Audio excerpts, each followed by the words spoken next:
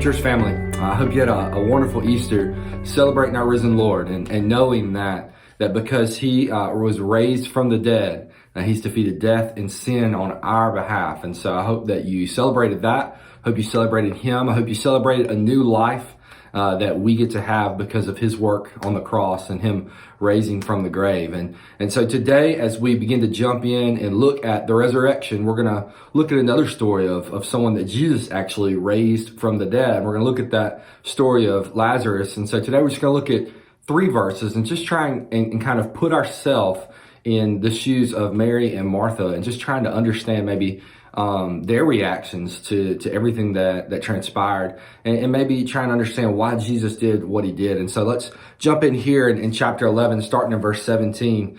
It says, when Jesus arrived, he found that Lazarus had already been in the tomb 4 days, and Bethany was near Jerusalem, less than 2 miles away. Many of the Jews had come to Martha and Mary to comfort them about their brother. And so if you're familiar with the story, you know that Jesus got word that his close friend Lazarus had died.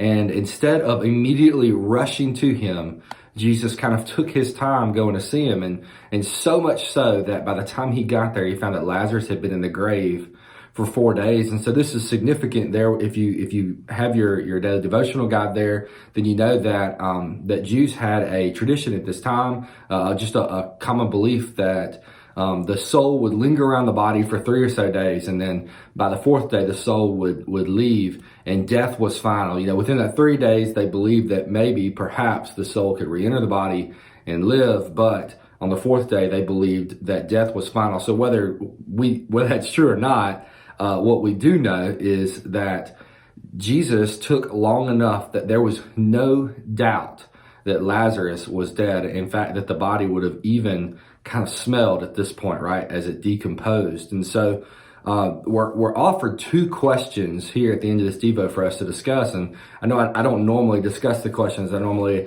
let you and your family do that, but we are going to look a little bit at them. So the first question was, how do you think Mary and Martha felt when they found out that Jesus didn't hurry to them, you know, and that I believe you can discuss that among yourselves for sure. I know that I would be upset, just not having the foreknowledge to know how everything will work out, right? We are fortunate. We can look back on history. We can look back in the scriptures and see that Jesus is going to raise Lazarus from the dead, but not just that, proves so much more about who he was.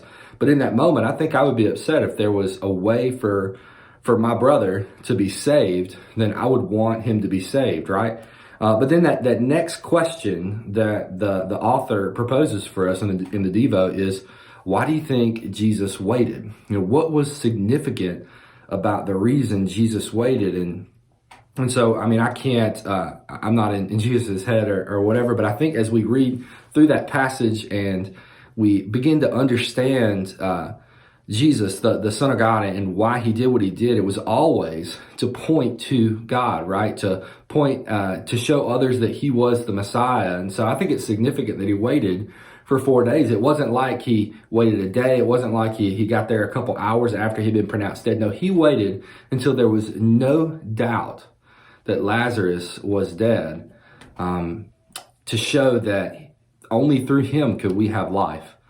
To show that he truly was the Son of God. And we know that throughout his ministry, he was proving to us, proving to the Jews, proving to all those around, so that there could be no doubt of who he was.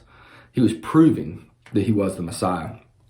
And so we know that today on this Monday, and yes, we got to celebrate him truly proving to the world who he was. And so I hope that today, as you go forward, that you keep that reality in mind, that Jesus Christ is alive, Jesus Christ has saved us, and Jesus Christ is the Messiah. Thank you for joining us today, and I hope that you will come back tomorrow.